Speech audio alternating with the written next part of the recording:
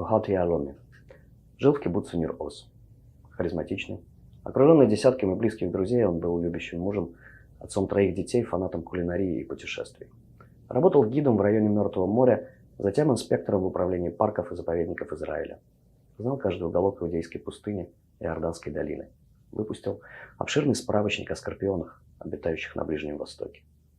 7 октября, когда боевики Хамаса прорвали границу Израиля, атаковав южные города и кибуцы, жена и дети Аада укрылись в бомбоубежище. Он остался снаружи, чтобы защитить семью. Был ранен. Жену и детей похитили у него на глазах.